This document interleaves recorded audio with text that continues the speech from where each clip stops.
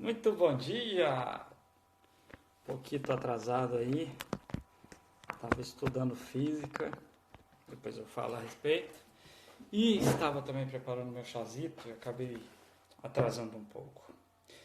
Enfim, isso não é desculpa, porque quem é bom em desculpa é bom em... não é bom em mais nada, né? E então a gente tem que aprender a deixar de dar desculpas. Isso é extremamente importante para a gente andar em cima do nosso propósito. Bom, eu quero falar aqui uma coisa bem bacana acerca de família, né? E como não citar o reino animal? Como não deixar de citar o reino animal, né? A família existente no reino animal. Cara, eu me espelho bastante. Sim, me espelho bastante na família no reino animal. Principalmente na família dos leões. Não é porque o leão é rei da selva, não é só isso. É o conceito de família empregado ali, que eu acho extremamente bacana. Tem um leão alfa que comanda toda a matilha, né? Que é aquele mais forte, o mais imponente, o que ganha as batalhas para poder adquirir ali aquela autoridade. Ele conquistou aquela autoridade, né? Que é passada depois de pai para filhos, mas os filhos precisam disputar e conquistar essa autoridade. Além disso, mais adiante, vem a própria família dentro de casa. O que é isso? O leão, a leoa, os seus filhotinhos. E o leão é o macho, o leão macho, que difere da fêmea pela sua juba, pelo seu tamanho, seu porte, né, que ele é maior. Ele é maior e mais pesado que as fêmeas. A função principal dele ali é a proteção. Ele protege, ele está à frente, ele está na frente. Se vem um predador, ele sempre está à frente ali, ó. Ele usa suas garras, usa seus dentes, usa sua força para poder banir, expelir aquela ameaça ali aos filhotes, à própria fêmea, enfim. E ele também não gosta de outros machos ali cercando a sua fêmea, a fêmea que ele tem para ele. Ele não gosta e ele enfrenta. Então o leão macho com a juba, minha juba já tá ralinha. Daqui a pouco vem o Joaquim com a juba dele. Então o leão macho ele protege, né, a família dele, a casa dele, ele tá à frente, ele guerreia, ele luta. A fêmea, ela cuida de casa. A fêmea traz o alimento, ela cuida dos filhos, e o macho ele fica ali cercando, porque assim, tem muito predador que quer pegar também os filhotes, ou até mesmo as fêmeas são menores, se o predador for maior, mas mais de olho nos filhotes, e também roubar os alimentos que eles trazem, né? A fêmea, ela caça, ela vai em busca do alimento, ela vai preparar o alimento para a galera. Então ela vai lá, busca, caça, cuida dos filhotes, né? Ela está sempre ali. Quando a gente fala assim, aquela mãe é uma leoa, é porque ela está defendendo os filhotes, cuidando da casa, né? Mas e naturalmente funciona dessa forma. E puxa, como não espelhar na família dos leões, né? É fantástico, os leõezinhos já tem ali aquele instinto, já nasce dentro deles, né? Assim como nós já nascemos com o instinto de criatura de Deus, de criação do Criador. E isso é maravilhoso. Quando a gente descobre isso, a gente começa a criar poder. O leãozinho também, quando ele nasce, ele já tem aquele instinto. Quando ele descobre isso, ele vai criando poder, até que chega um momento que ele conquista uma autoridade. O leãozinho que se destaca mais entre seus irmãos, ele é mais forte, ele comanda, ele lidera ali a brincadeira. Normalmente é assim. Eu já vi vários grupos, amigos meus, que tem às vezes um irmão mais novo ou do meio, comanda todos os irmãos, dá a direção para todos os irmãos, porque ele tem mais autoridade que o mais velho. Isso acontece. Isso acontece, né? Até por eleição, né? A gente pode ver, por exemplo, na Bíblia, na tribo do povo de Israel, José não era o mais velho, cara. Entende? José não era o mais velho. Depois a gente passa para Davi. A mesma situação, Davi não era o mais velho. Então a gente vê que a autoridade, ela vem sendo, sabe, ela vem trazida e com isso conquistada também, porque não é simplesmente colocar alguém ali. Se esse alguém não descobrir o propósito, cara, ele não vai conquistar essa autoridade que a ele foi dada. E aí não vai haver respeito, não vai haver imponência de voz, não vai haver nada que vai trazer uma ordem ou direção acerca do que aquela pessoa venha tomar como direção, ou palavra, ou enfim, o que seja. Mas isso está na família leonina também. Os leões têm esse hábito de vida. A família do leão é assim que funciona. Eu acho fantástico. Por isso que eu digo que eu costumo comparar e vislumbrar e analisar. Falei assim, puxa, a minha família tem que ser como a família dos leões, né? Eu sou o leão que protege eles, né, que luta por eles, estou disposto a morrer por eles. A minha esposa é a leoa, é aquela que prepara o alimento, que ela vai em busca do alimento, ela caça e ela cuida dos filhotes, né? E eu tenho que ficar ali cercando, porque há muitos predadores, tem aqueles animais que roubam a caça e tal, e existe. A gente tem, por exemplo, no reino animal mesmo, nas savanas, já que a gente está falando de leões, né? Nas savanas existem as hienas. E muitas vezes a gente fala, a hiena ela é carniceira. Bom, na verdade, a maioria delas são carniceiras, mas existe um tipo que é a malhada, ela é malhadinha mesmo assim. Ela é a maior delas, da espécie, também vive na savana. Ela é de caça mesmo, ela está acostumada a caçar. Ela não é necrófaga, né, como é o termo correto na biologia. Ou seja, ela não vive de comer só carniça, né? Mas come também, tá? Mas ela mais caça. Ela, inclusive, é um animal bem robusto. Só para ter ideia, o coração dela é maior que o coração de um leão. Ela tem mais resistência. Ela fica mais tempo em busca da sua caça do que... Ela tem mais resistência do que o próprio leão. Mas as hienas são famosas pelo seu jeito traiçoeiro de ser, porque ela rouba, ela procura roubar a caça. Ela quer ir, sabe, em vez dela caçar o dela, ela acha ali, opa, vamos dar um jeito da gente roubar, e aí ela costuma agir em bando. Ela vai cercando, ela vai, ó, vai por ali que eu vou por aqui. A gente viu isso também no desenho do Rei Leão, que expôs bastante isso, né? Ela vai cercando, ó, por aqui a gente cerca, a gente ataca.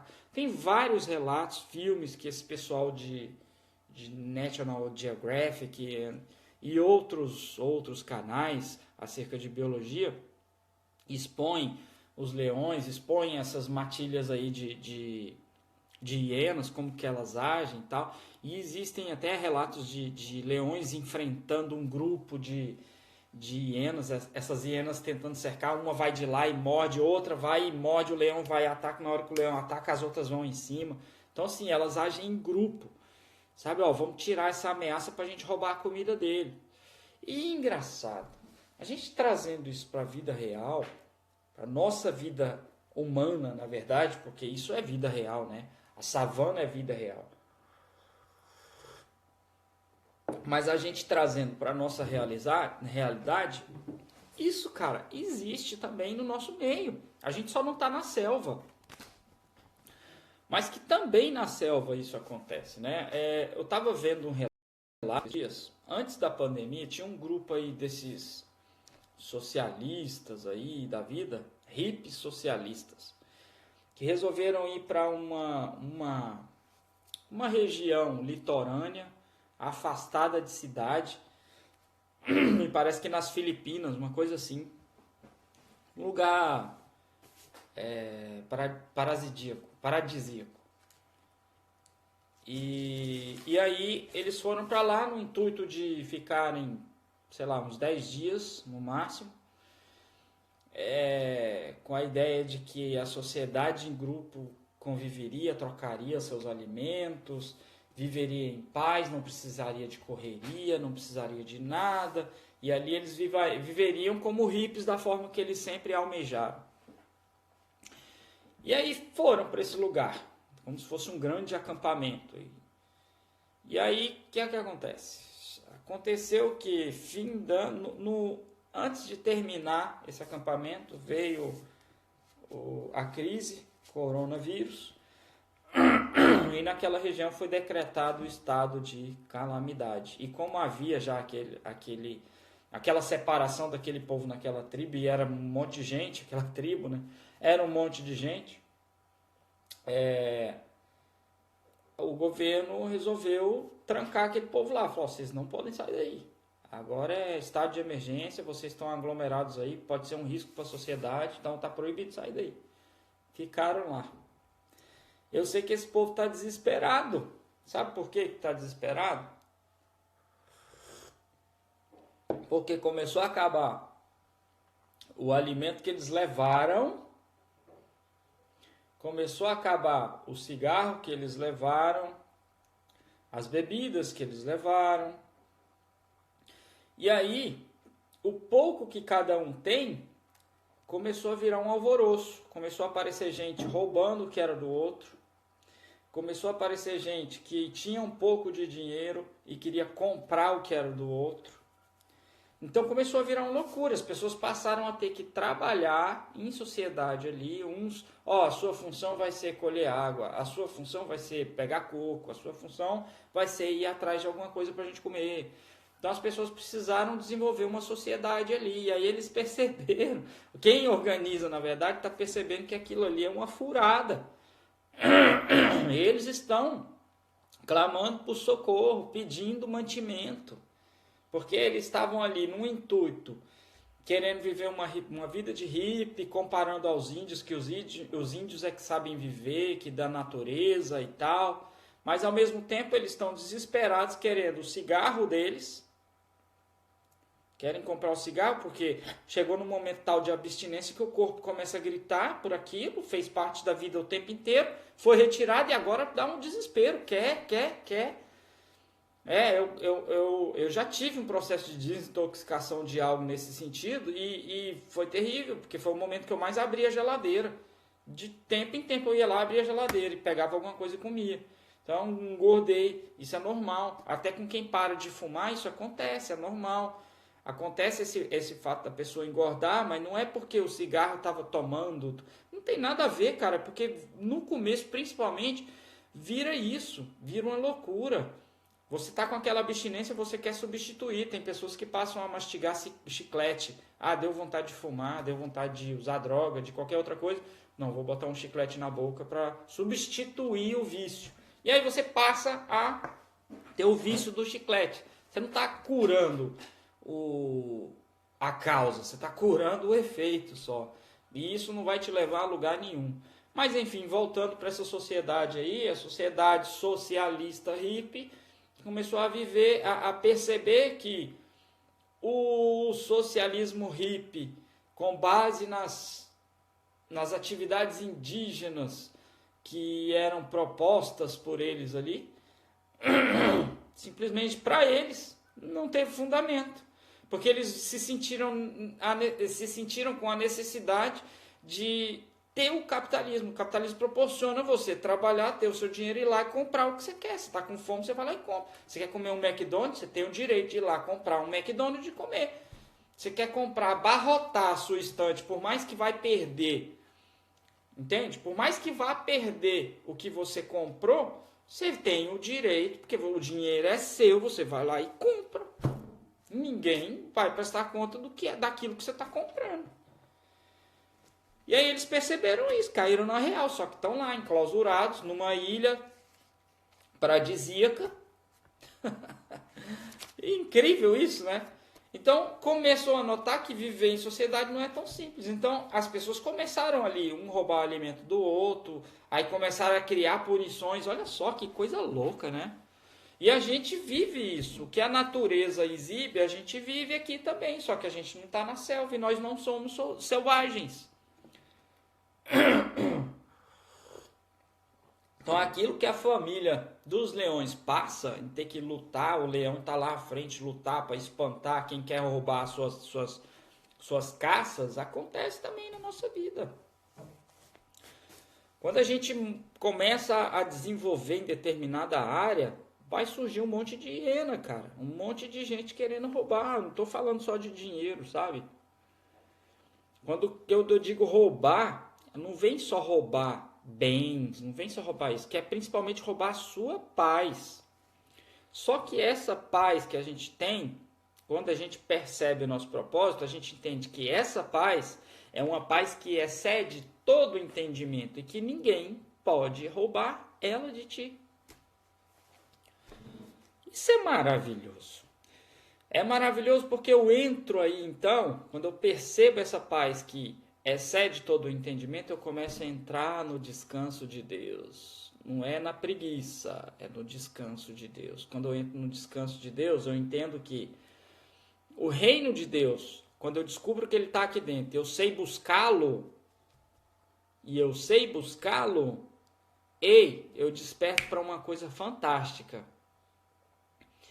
Que a palavra diz, buscar em primeiro lugar o reino de Deus e as demais coisas vos serão acrescentadas. Isso é tremendo. Jesus falou assim, o reino de Deus está dentro de vós. E quando ele fala isso, pronto, eu já sei que está aqui, eu preciso agora buscá-la. Onde que eu vou buscá-la? Lá no templo, na casinha? Não, você sabe onde buscar, ele está dentro de vós. Abra sua boca, fale com teu pai que está aí, você tem acesso direto. Pronto, é isso. Fácil. Não tem que conjecturar nada, não tem que entrar na presença do Senhor, né? Cantar músicas que falam no Santo dos Santos, a fumaça. Não tem isso mais, cara. Você é o Santíssimo Lugar de Deus. Tem que ter cuidado. Ontem eu falei sobre canções, né? E a gente tem que ter cuidado naquilo que a gente canta.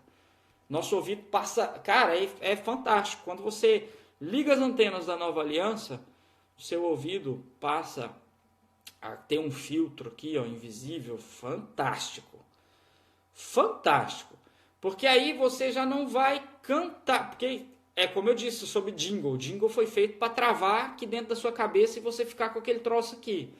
Então, quando você ouve uma canção assim, chata, uma canção... uma canção chata, muitas vezes que traz inverdades, isso fica preso, cara, isso agarra a nossa mente. Agora, quando a gente está com esse filtro da Nova Aliança, a gente já não ouve qualquer besteira. Epa, que música é essa? Tá louco? O que esse cara tá falando? E é literalmente isso, principalmente acerca da palavra. Se a canção dizendo ali, tá falando coisas acerca de lei, a gente viu aqui, a palavra é clara que a lei, ela está completamente desviada do amor. Em Jesus está concentrado todas as leis, nele tudo foi consumado. Então, quando a gente olha para a visão da cruz, com as lentes da nova aliança, acaba esse mistério, né? Mas eu estou aqui falando e tal, desse lance de carniceiro, de quem rouba a caça e tal. A gente sabe que a religião é um desses ladrões, né? Estamos aqui, eu não sei se vocês aí acompanharam, mas eu vi aqui um vídeo de não quero nem citar o nome para não dar ibope, mas de um suposto pastor, apóstolo, sei lá qual é o título que ele quer assumir, em que anda vendendo aí sementes de feijão que trazem a cura do coronavírus. Isso é ridículo, tá? Mas assim, não quero entrar nesse mérito. Aliás, a palavra de Deus diz em Tito 3,9, caso não esteja enganado, que nós não entremos nesse mérito acerca de doutrinas e tal. Então, pronto, prudentemente eu não entro nesse mérito. Mas o filtro da nossa nova aliança simplesmente faz com que a gente descarte esse tipo de informação. E aí a gente não cai nem na besteira de ficar remoendo aquilo, sabe? Então, assim, eu tenho que ter sabedoria suficiente para filtrar aquilo que eu ouço, aquilo que eu vejo, descartar aquilo que é podre, literalmente. Mas falando acerca disso aqui, dos carniceiros, das caças, dos predadores que vêm querer roubar a nossa carga. Vamos falar um pouquinho aqui. Tem um texto bacana que eu quero ler aqui agora. Ele está lá no capítulo 15 de Mateus, a partir do verso 21. Vou ler. Partindo Jesus dali, retirou-se para os lados de Tiro e Sidom. E eis que uma mulher cananeia, que viera daquelas regiões, clamava: Senhor, filho de Davi, tem compaixão de mim. Minha filha está horrivelmente endemoniada. Ele, porém, não lhe respondeu palavra. Ficou calado. E os seus discípulos, aproximando-se, rogaram-lhe: Despede-a, pois vem clamando atrás de nós. Mas Jesus respondeu: Não fui eu enviado, senão as ovelhas perdidas da casa de Israel. Ela, porém, veio e o adorou, dizendo: Senhor, socorre-me. Então ele, respondendo, disse: Não é bom tomar o pão dos filhos e lançá-lo aos cachorrinhos. Ela, contudo, replicou: Sim, Senhor, porém os cachorrinhos comem das migalhas que caem da mesa de seus donos. Então lhe disse Jesus: Ó mulher, grande é a tua fé. Faça-se contigo como queres. E desde aquele momento sua filha ficou sã. Cara, esse texto é riquíssimo. Riquíssimo. Vamos nele. Veja bem, Jesus vinha de uma situação prestes a chegar no grande finale, que era a obra da cruz, mas ele vinha de uma situação que tinha ido pregado por todo lugar, na Judeia, na Galileia, enfim, ele estava andando, fazendo o papel que ele tinha sido designado a fazer, e que ele tinha assumido também em fazer. E aí, tinha sido rejeitado na Judeia, na Galileia, em todos esses lugares ele foi rejeitado. Nos lugares do povo de Deus ele foi rejeitado. E aí ele resolveu então retirar-se para Tiro e Sidom, que estava aqui, ó. Tiro e Sidom era fora da região, era no estrangeiro, né? E o judeu falava muito sobre o estrangeiro, que era o povo de fora, né? Eram gentios, eles não eram judeus. E aqui fala que eis que uma mulher cananeia que viera daquelas regiões clamava. Cananeia, cara, o povo cananeu, eles eram historicamente um povo inimigo. Eles eram inimigos dos judeus, né? Nós vamos entrar nesse detalhe aqui. Mas enfim, eles resolveram se retirar para essa região, longe dali do povo, indo para um lugar no estrangeiro, onde teoricamente não haveria ali um judeu ou alguém para ficar enchendo a paciência dele, né? Foram para lá para quê? Primeiro, para ter uma paz, entre aspas, um descanso físico e psicológico. Eles estavam cuidando de Jesus, resolveu cuidar, preparar psicofisicamente dele e também dos discípulos para a luta final e decisiva que viria logo adiante, que seria a obra da cruz, magnífica obra da cruz. Então ele se retirou para esse lugar, longe do povo, do arraial, vamos dizer assim, né? Que você pode acompanhar aí, conforme a gente disse em Mateus 15, 21, né? E também é relatado em Marcos 7, 24.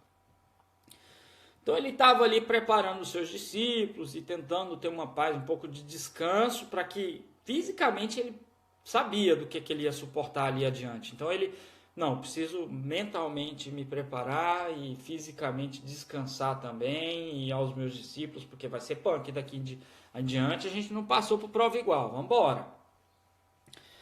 Então ele já estava com essa consciência, né? Aqui no 15:23, que falou o seguinte, que primeiro ele se calou, né? Ele não respondeu uma palavra para a mulher, e veio os discípulos, ó, disse, e os seus discípulos aproximando-se, rogaram-lhe, despede-a, pois vem clamando atrás de nós. Ou seja, eles estavam querendo, ela estava sendo um estorvo ali, né? Tava atrapalhando eles, já estava enchendo a paciência, já não suportava aquela mulher vindo atrás deles. Ah, pelo amor de Deus, socorro. Então tava essa loucura. E aí os caras falaram assim, vamos, cara, solta a peia dessa mulher logo aí, ninguém tá aguentando ela buzinando aqui atrás mais. Então eles não estavam com a compaixão de Jesus ainda. Eles estavam querendo despachar. Sabe? Quantas vezes alguém já veio aqui chorar pra gente, ou sei lá, tá precisando de um ombro amigo, ou alguém pedindo dinheiro, e você tá querendo dar o dinheiro por desencargo de consciência, e não por compaixão, sabe? Isso acontece corriqueiramente, gente. E você acaba agindo como os discípulos agiram nessa forma. Não, deixa eu dar o dinheiro logo para despachar e pronto. Não, você já quer despachar logo, você já quer tirar logo. Não, cai fora logo, vai embora. Então você já quer soltar logo. Mas peraí, não foi para isso que Cristo te trouxe. Sabe? Você tem que fazer além. O que é além? Essa pessoa, o que ela tem dentro dela é um sentimento de miséria. Ela só quer, ela está precisando, está passando fome. Mas ela não entende que há uma forma de sanar essa fome para sempre.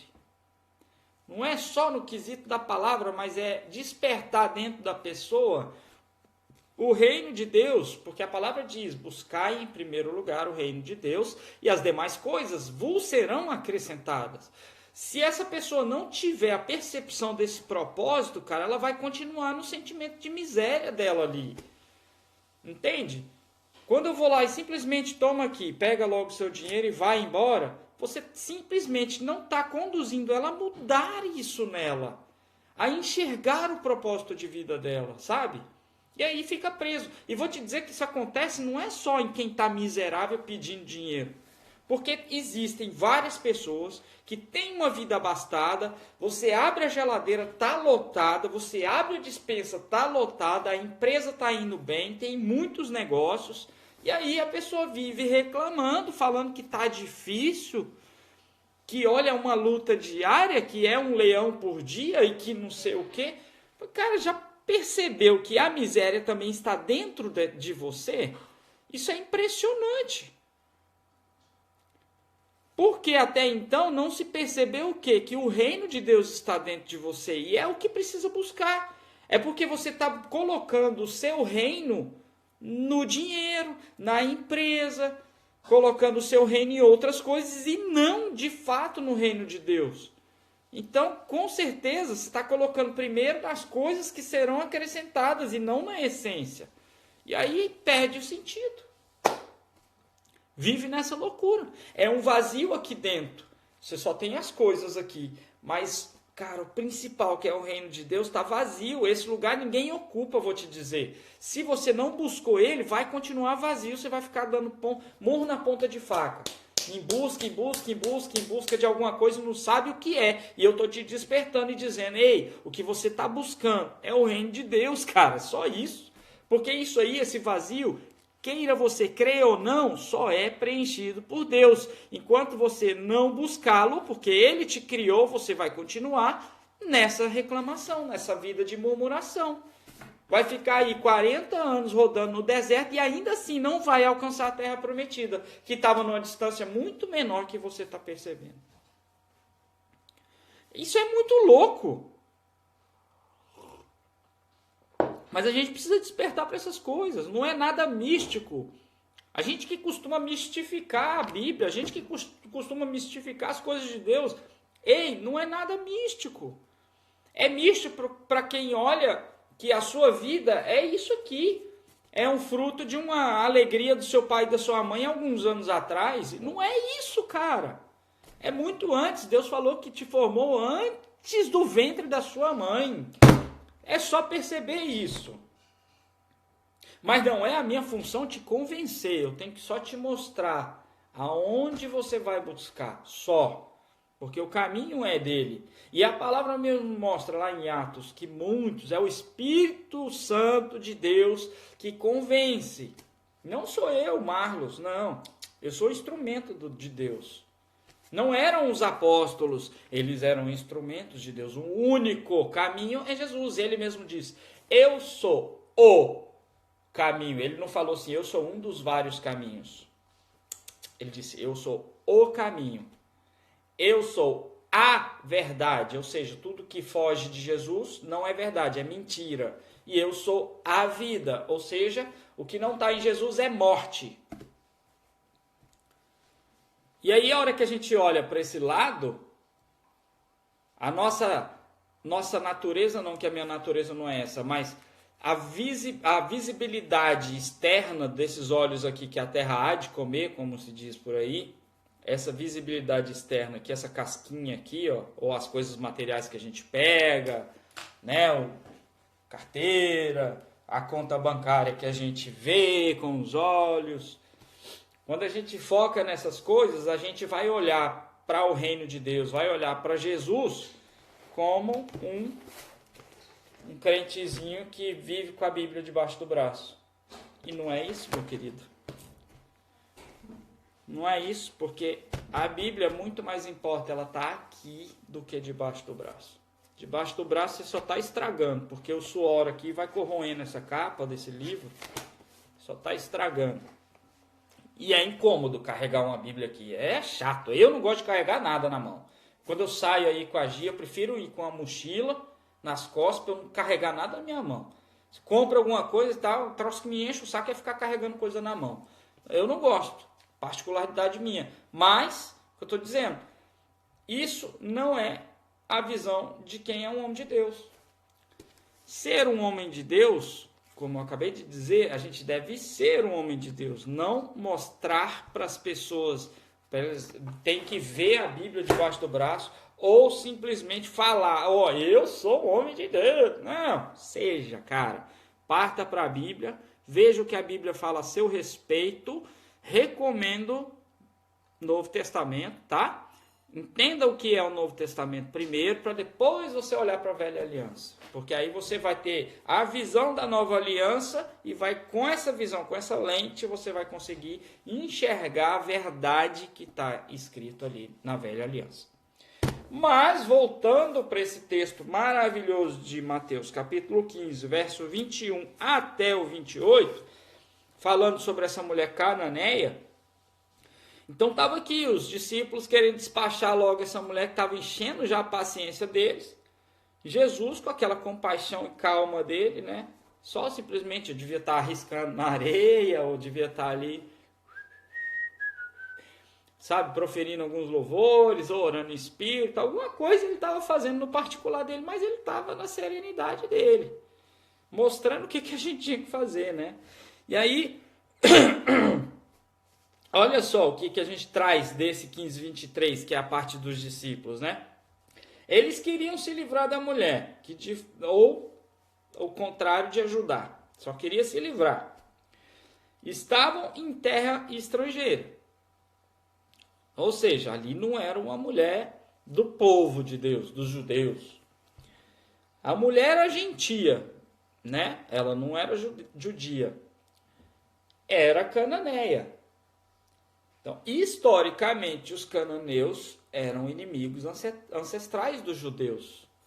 Então, começa a despertar algumas curiosidades. Falei, mas espera aí, eles estavam em terras estrangeiras, ela era gentia, ela era cananeia, inimiga histórica dos judeus. E aí ela chega aqui clamando. Primeiro ela vem correndo, clamando. Ah, vem cá. Depois ela grita assim, ó, Senhor, filho de Davi. Falei, pelo amor de Deus, como que pode uma mulher cananeia reconhecer Jesus como filho de Davi? Uau! Aquilo ali foi uma coisa louca. E aí ela grita assim, ó, tem compaixão de mim. Primeiro, ela já tinha ouvido falar de quem era Jesus. Já tinha ouvido falar, mesmo na terra estrangeira. Ela sabia que ele era descendente de Davi. Todo mundo, historicamente, sabia quem era Davi. Inclusive os cananeus, que sofreram também na mão. Mas, ela fala sobre algo, uma característica importante de Davi, de Jesus, que era a compaixão. Então ela usou técnicas, mesmo estando no estrangeiro, de clamar.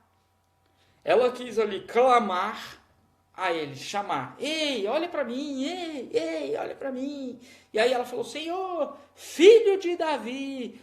Ela falou, opa, ela sabe quem eu sou então. É tipo quando a gente está ouvindo alguém assoviando, eu odeio quando alguém assovia para chamar, sabe? Eu odeio. Porque você não sabe se é com você. Se é com você, tem que falar assim, ei, Marlos, fala seu nome, né?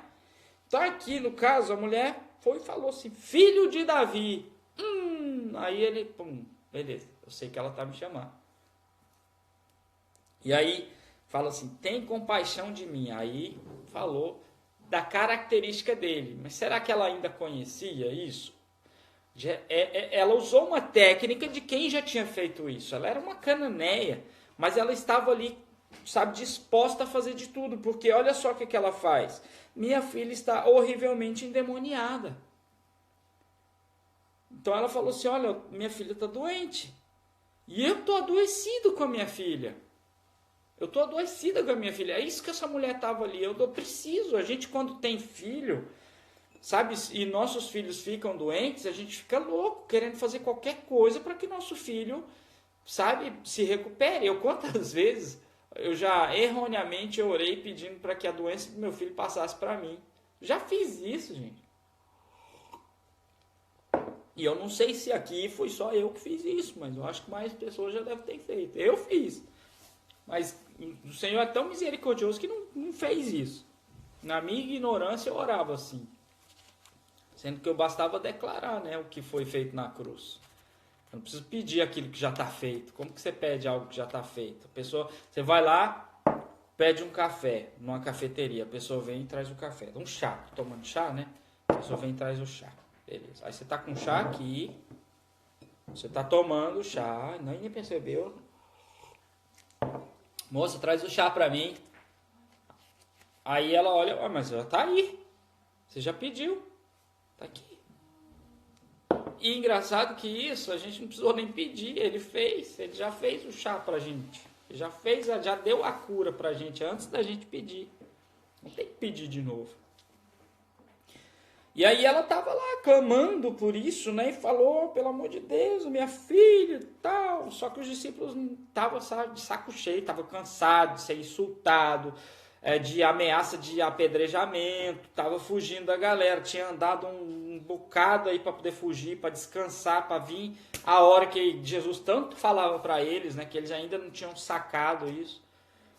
E aí queriam despachar essa mulher. Engraçado que Flávio Josefo, que foi um contemporâneo daquelas épocas, né? Não sei se ele escreveu isso antes ou depois, durante, né, a vida em Cristo, quando Cristo era vivo, ou se depois, mas ele escreveu uma coisa que era o seguinte: dos fenícios, os de Tiro são os que têm os piores sentimentos contra nós.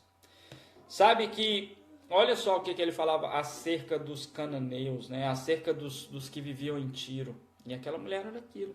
Então, assim, era bem razão aquilo que os discípulos estavam pensando acerca daquilo, porque estava enraizado ali nos judeus, né? Mas olha só, mais à frente, Jesus não quis limitar os seus objetivos aos judeus. Nunca quis. Tanto é que ele disse que a salvação era para todos, principalmente para os que creem, né? Tem um texto que diz assim, em Filemão, se eu não me engano, que fala, a salvação é para todos, principalmente os que creem. Isso é devastador, essa palavra. Mas enfim, vamos lá. Jesus não quis limitar os seus objetivos aos judeus, mas começou por eles. Começou ali, através dos judeus, falar acerca da salvação, acerca da cura, acerca do objetivo do reino de Deus. E ali ele começou. E estava diante de uma mulher gentia, clamando por misericórdia. Ele era misericórdia em vida, né? E nos transferiu isso, sede misericordiosos. Gálatas 5:22 fala muito sobre os frutos do Espírito. E quando a gente entende o nosso propósito, entende a obra da cruz e assume isso, recebe o Espírito Santo, a gente vai para Gálatas 5:22 e vive os frutos do Espírito. Ele resolveu então despertar a fé dessa mulher. Uau, como assim? E aí Jesus respondeu: não fui enviado senão as ovelhas perdidas da casa de Israel. Ele respondeu isso aos judeus. Mas em seguida ela veio e o adorou. Antes ela clamou. Depois ela o adorou, dizendo: Senhor, socorre-me. E aí ele, tá alcançando, tá chegando do jeito que eu quero. E aí ele foi e respondeu e disse: não é bom tomar o pão dos filhos e lançá-lo aos cachorrinhos. Cara, isso aqui é muito profundo. Sabe que naquela época, se queria insultar alguém, era chamar de cão. Naquela época, né? Hoje pode ser que alguém se irrite quanto a isso, mas chamar alguém de cão era... Porque os cães eram como os cães vira-latas, viviam na rua ali, sabe? E cheio de doença, e meio selvagem, um mordendo o outro, e às vezes mordia uma pessoa, e vivia comendo lixo, e vivia naquela sujeira, aquela nojeira. Então comparavam as pessoas a cães, era terrível, era um ato terrível. E aí era comum um judeu ou um religioso chamar os cães gentios, os cães pagãos, os cães idólatras, os cães infiéis, os cães cristãos. Olha só, os judeus passaram a chamar os cristãos de cães. E até hoje, isso pode acontecer, de repente não só com essa palavra cão, mas com outros nomes até. Mas acontece no meio religioso, infelizmente. Mas aqui Jesus, cara, ele era um cara fantástico, Essa palavra cachorrinho aqui, ela não é no sentido do cão sarnento que fica na rua. No original grego, vem de kunamia, que eram cães de madames, aqueles cãezinhos fofítios, limpinhos, que andavam com as madames, né? E como essa mulher era grega, ela entendia muito bem o que ele estava falando.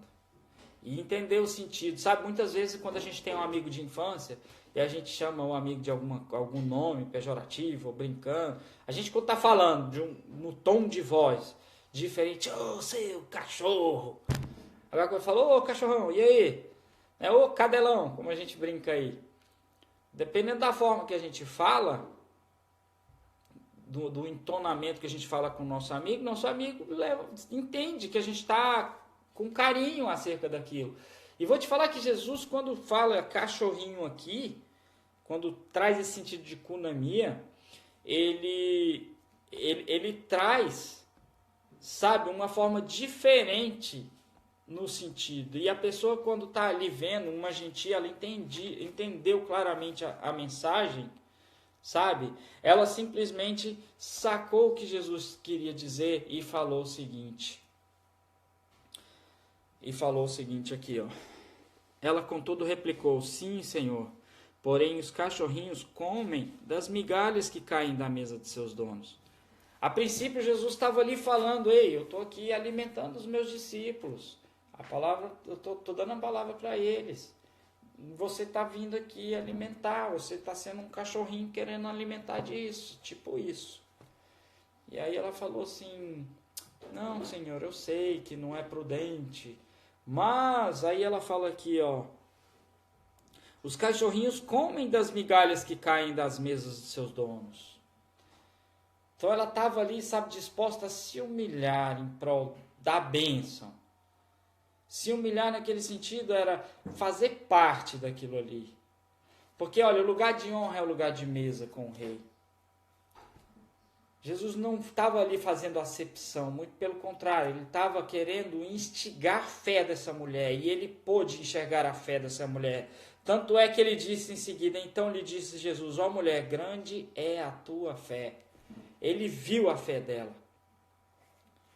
Sabe, ele quebrou as pernas porque por um momento os discípulos estavam falando assim: que mulher chata, Jesus vai logo dar uma nela. E deu foi neles, cara. Mostrou compaixão, misericórdia. Mostrou que, ei, a gente precisa dar atenção a essas pessoas. Sabe que esse reino de Deus que está aqui, eu posso mostrar para as pessoas que elas têm direito a isso. Que o que foi feito na cruz foi para elas. Basta simplesmente crer. Assim é o Evangelho. Ele é para todos. Ele não está restrito à religião, tanto é que Jesus disse aqui. É para todo aquele que crê. Basta crer. Sabe que quando eu deixo de crer, quando eu olho para a cruz num símbolo místico ou como proteção contra vampiro, sabe o que acontece? Eu deixo de receber aquilo que ele fez. Só isso. E vivo procurando o tesouro no fruto da minha empresa, nos meus negócios, e vou dizer que você vai viver procurando e nunca vai encontrar. Vai viver frustrado pro resto da vida. Vai viver fazendo besteira, porque você não encontrou o seu real propósito. E eu estou te mostrando, o seu real propósito está em Cristo, está na obra da cruz. Receba o reino de Deus. Busque em primeiro lugar o reino de Deus e as demais coisas serão acrescentadas. Quando a gente entende esse propósito, cara, a gente entra no descanso de Deus. Eu não fico mais preguiçoso, simplesmente as coisas acontecem. Sabe, vou te dizer que, mesmo assim, você sendo próspero, você estando debaixo do propósito, você recebendo o que Deus tem para te dar, você fazendo tudo, transbordando na terra, sabe? Ainda assim, vão cercar muitos querendo roubar a tua comida, querendo roubar aquilo que você tem. Isso é normal.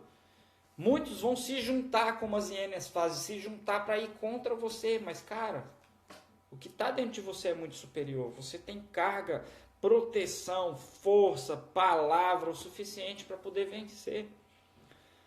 Eu quero dar um testemunho vivo, um testemunho que aconteceu comigo na data de ontem, sabe? Eu tenho, assim, trabalhado muito junto com meus amigos, meus sócios, né? Eu não gosto de dizer sócio, eu gosto de dizer amigo. A gente é uma família e a gente tem trabalhado bastante aí com afinco, com honestidade acerca do que a gente faz.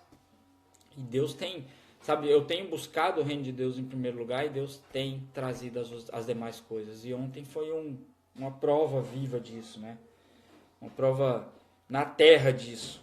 E aí, eu fui convidado a fazer uma apresentação, uma palestra online aí de uma solução nacional, a nível nacional. Foi algo assim surreal mesmo. A princípio era para ser 5 pessoas, de repente quando eu entrei no negócio já tinha 17, começou a coisa a multiplicar que eu não consegui levantar mais quantas pessoas tinham no negócio. E foi assim um sucesso, durante 1 hora foi um sucesso, mas vou te dizer que haviam hienas. Haviam hienas. Só que é estranho isso, porque o que eu estava fazendo ali, as hienas iam também comer do fruto que nós vamos colher. Porque eu não sou dono do Brasil todo.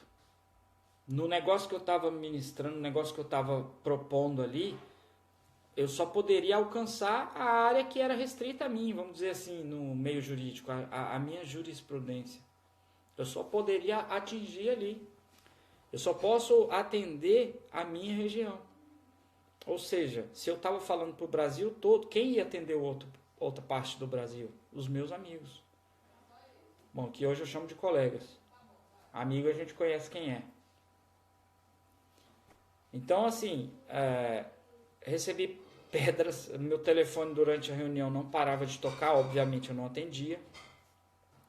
Várias mensagens de gente ali em cima, ou querendo saber, ou querendo dar palpite, ou querendo, sabe, intervir. E tinha os escondidos também no meio. E logo em seguida, no término dessa reunião, já me chamaram para uma reunião de uma das empresas que a gente representa e acabei, sabe, queriam no intuito ali me expor porque eu tinha sido chamado e não tinha chamado ninguém. Como que você é chamado para a casa de alguém e leva um convidado? Acho que isso não procede muito, isso não é muito legal, não é muito prudente. Como que eu vou para a casa de alguém e vou levar outro alguém que esse alguém não convidou? Sabe, é uma coisa meio estranha. Então, eu fui lá, fiz o meu papel. Eu acredito que contratualmente, eu como sendo um representante daquela empresa, eu fui representar aquela empresa. E isso eu fiz bem feito, tenho plena consciência disso. Meus amigos, que são os meus sócios, que eu já declarei aqui, ficaram extremamente satisfeitos com o que foi feito. E a gente começou já a colher frutos disso. Mas o que eu quero dizer é que vai surgir. Você vai conquistar as coisas que o reino de Deus te proporciona e vai surgir hiena, vão estar ao seu redor o tempo inteiro, vão querer te derrubar, mas fica firme. Vou te dizer o seguinte, cunaria, não é cunamia, estou lendo ali. Vou te dizer o seguinte, a fruta gostosa, ela não, sabe, a gente quando quer pegar uma fruta, que apetece é aquela que está lá no alto, não aquela que está caída no chão. Então a gente pega uma pedrinha e ó, lança. Então, quando a gente lança a pedra lá na fruta, eu quero dizer que não é você a fruta, você é aquela árvore que está com as frutas. Então, vão levar pedrada, você vai levar pedrada, porque tem gente querendo comer da fruta que você fornece. Não só fica firme porque o seu propósito, buscar o reino de Deus, você está buscando. E as demais coisas serão acrescentadas. Eu quero me despedir, te dando um beijo, abençoando o seu dia e dizendo para você, esse é o dia que o Senhor te deu para você fazer dele melhor do que foi ontem, ok? Grande beijo, vai lá, cuida da sua vidinha, faça o seu trabalho, execute com a melhor forma possível, com todo o esforço e amor no seu coração. Beijão, Deus abençoe.